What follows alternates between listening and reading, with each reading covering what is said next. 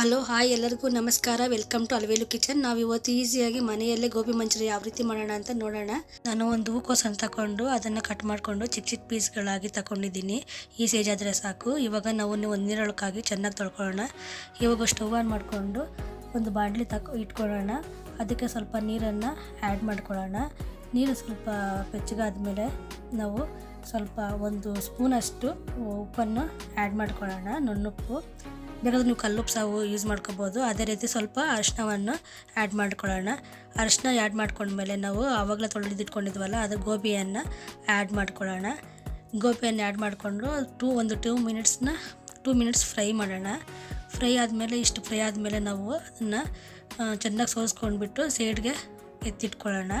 ಎಲ್ಲ ಇದೇ ರೀತಿ ಸೈಡ್ಗೆ ಎತ್ತಿಟ್ಕೊಂಡಿದ್ದೀನಿ. ಸೈಡ್ ಇಟ್ಕೊಂಡ್ಮೇಲೆ ನಾವು ಕೋಟಿಂಗ್ ಮಾಡೋಣ ಅಂತ ಒಂದು ಬೌಲ್ನ ತಗೊಂಡಿದ್ದೀನಿ. ಒಂದು ಬೌಲ್ ತಗೊಂಡು ನಾವು ಅದಕ್ಕೆ ಬೇಕಾದಂಥ 1 ಕಪ್ಪು ಅಷ್ಟು ಅಳತೆಯಲ್ಲಿ ನಾನು ಒಂದು ಮೈದಾ ಹಿಟ್ಟನ್ನು ಆ್ಯಡ್ ಮಾಡ್ಕೊತಾ ಇದ್ದೀನಿ. 1 ಕಪ್ಪು ಆ್ಯಡ್ ಮಾಡಿಕೊಂಡ್ರೆ ಸಾಕು. ಅದು ಜಡಿ ಹಿಡಿದು ಆ್ಯಡ್ ಮಾಡ್ಕೊತಾ ಇದ್ದೀನಿ. ಅದೇ ರೀತಿ ಇನ್ನೊಂದು ಕಪ್ಪು ಅಷ್ಟು ನಾನು ಕಾರ್ನ್ ಫ್ಲೋರ್ನ ಆ್ಯಡ್ ಮಾಡ್ಕೊತಾ ಇದ್ದೀನಿ. ಕಾರ್ನ್ ಫ್ಲೋರು ಸ್ವಲ್ಪ ಹೆಚ್ಚು ಕಮ್ಮಿ ಹಾಕೋಬೋದು, ನಾವು ಎಷ್ಟು ಬೇಕೋ ಅಷ್ಟು. ಅದೇ ರೀತಿ ನಾನು 1 ಸ್ಪೂನಷ್ಟು ಅಚ್ಕಾರದ ಪುಡಿಯನ್ನು ಆ್ಯಡ್ ಮಾಡ್ಕೊತಾ ಇದ್ದೀನಿ. ಅಚ್ಕಾರದ ಪುಡಿ ಖಾರಕ್ಕೆ ತಕ್ಕಷ್ಟು ನಾವು ಎಷ್ಟು ಅಡ್ಜಸ್ಟ್ ಮಾಡಿಕೊಂಡು ಯೂಸ್ ಮಾಡ್ಕೋಬೋದು. ಅದೇ ರೀತಿ ಸ್ವಲ್ಪ ಉಪ್ಪನ್ನ ಆ್ಯಡ್ ಮಾಡ್ತಾ ಇದ್ದೀನಿ. ಯಾಕಂದರೆ ಆಲ್ರೆಡಿ ನಾವು ಬೇಯಿಸೋವಾಗ ಉಪ್ಪನ್ನ ಆ್ಯಡ್ ಮಾಡಿದ್ವಲ್ಲ, ಅದಕ್ಕೆ ಇವಾಗ ಇನ್ನು ಸ್ವಲ್ಪ ಅಷ್ಟು ಉಪ್ಪನ್ನ ಆ್ಯಡ್ ಮಾಡ್ಕೊತಾ ಇದ್ದೀನಿ. ಆ್ಯಡ್ ಮಾಡಿಕೊಂಡು ಸ್ವಲ್ಪ ಮಿಕ್ಸ್ ಮಾಡ್ಕೊಳ್ಳೋಣ. ಮಿಕ್ಸ್ ಮಾಡಿಕೊಂಡು ನಾವು ನೋಡಿಕೊಂಡು ನೀರನ್ನ ಸ್ವಲ್ಪನೇ ಹಾಕ್ಕೊಂಡು ಕಲಿಸ್ಕೊಂಡು ಈ ರೀತಿ ಉಂಡೆಗಳಿಲ್ದಿರ ಏನು ಮಾಡಬೇಕು, ಕಲಿಸ್ಕೋಬೇಕಾಗಿರುತ್ತೆ ಕ್ಲೀನಾಗಿ. ಥಿಕ್ನೆಸ್ ಎಷ್ಟು ಗಟ್ಟಿಯಾಗಿದ್ದರೆ ಅಷ್ಟು ಚೆನ್ನಾಗಿ ಗೋಬಿ ನಮಗೆ ಕ್ರಿಸ್ಪಿಯಾಗಿ ಬರುತ್ತೆ. ಬೇಕಾದ್ರೆ ನಾವು ಮೈದಾ ಆದರೂ ಜಾಸ್ತಿ ಹಾಕೋಬೋದು, ಇಲ್ಲ ಕಾರ್ನ್ ಫ್ಲೋರ್ ಜಾಸ್ತಿ ಹಾಕ್ಕೊಂಡು ಕ್ರಿಸ್ಪಿಯಾಗಿ ಮಾಡ್ಕೋಬೋದು. ಇವಾಗ ನಾವು ಆವಾಗಲೇ ಎತ್ತಿಟ್ಕೊಂಡ ಗೋಬಿಯನ್ನು ಬೇಯಿಸ್ಕೊಂಬಂದಿದ್ವಲ್ಲ ಅವು ತಗೊಂಡು ಇದು ಕೋಟಿಂಗಿಗೆ ಮಿಕ್ಸ್ ಮಾಡ್ಕೊಳ್ಳೋಣ. ಮಿಕ್ಸ್ ಮಾಡಿಕೊಂಡು ಕಂಟೆನ್ಸೆನ್ಸಿ ನೋಡಿಕೊಂಡು ನಾವೇನು ಮಾಡೋಣ, ಇವಾಗ ಮಿಕ್ಸ್ ಮಾಡ್ಕೊಳ್ಳೋಣ.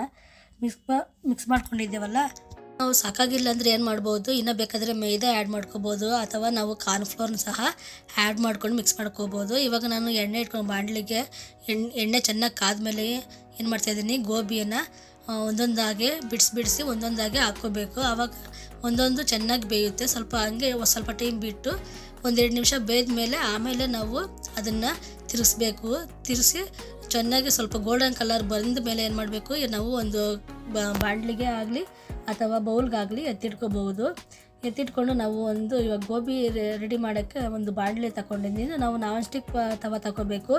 ಇವಾಗ ನಾವು ಅದಕ್ಕೆ ನಾನ್ ಸ್ಟಿಕ್ ತವ ತಗೊಂಡು ಎಣ್ಣೆ ಹಾಕ್ಕೊಂಡು ನಮ್ಗೆ ಎಷ್ಟು ಬೇಕೋ ಅಳತೆಯಲ್ಲಿ ನೋಡಿಕೊಂಡು ಎಷ್ಟು ಜನಕ್ಕೆ ಬೇಕೋ ಅಂತ ಬಿಸಿ ಮಾಡ್ಕೊಳ್ಳೋಕ್ಕೆ ಒಂದು ಸ್ವಲ್ಪ ಈರುಳ್ಳಿ ಹಾಕ್ಕೊತಾ ಇದ್ದೀನಿ.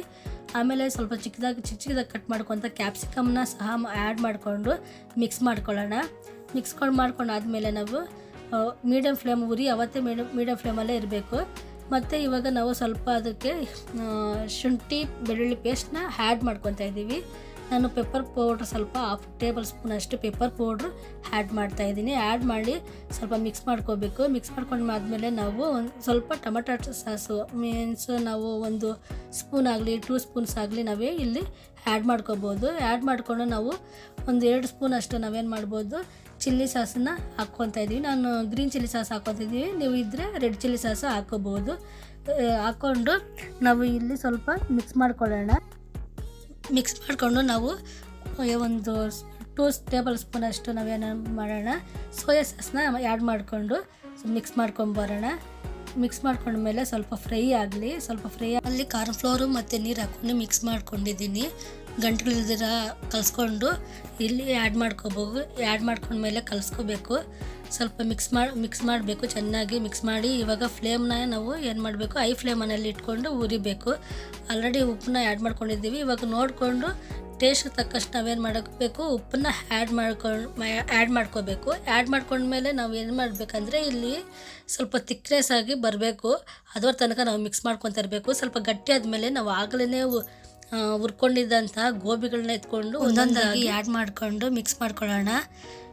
ಫ್ಲೇಮ್ ಯಾವತ್ತೇ ಆಗಲಿ ಹೈ ಫ್ಲೇಮಲ್ಲೇ ಇರಬೇಕು, ಮೀಡಿಯಮ್ ಫ್ಲೇಮಲ್ಲಿ ಇರಬಾರ್ದು, ಹೈ ಫ್ಲೇಮಲ್ಲಿ. ಇವಾಗ ಗೋಬಿ ರೆಡಿ ಆಗಿದೆ. ನಾವು ಇದಕ್ಕೆ ಸ್ಟವ್ ಆಫ್ ಮಾಡಿಕೊಂಡು ಇವಾಗ ಲಾಸ್ಟಲ್ಲಿ ಕೊತ್ತಂಬರಿ ಈರುಳ್ಳಿನ ಆ್ಯಡ್ ಮಾಡ್ಕೊಂಡು ಒಂದು ಬೌಲ್ಗೆ ಸರ್ವ್ ಮಾಡ್ಕೊಳ್ಳೋಣ. ಟ್ರೈ ಮಾಡಿ ತುಂಬ ಚೆನ್ನಾಗಿ ಬಂದಿದೆ. Please share and like and subscribe my channel.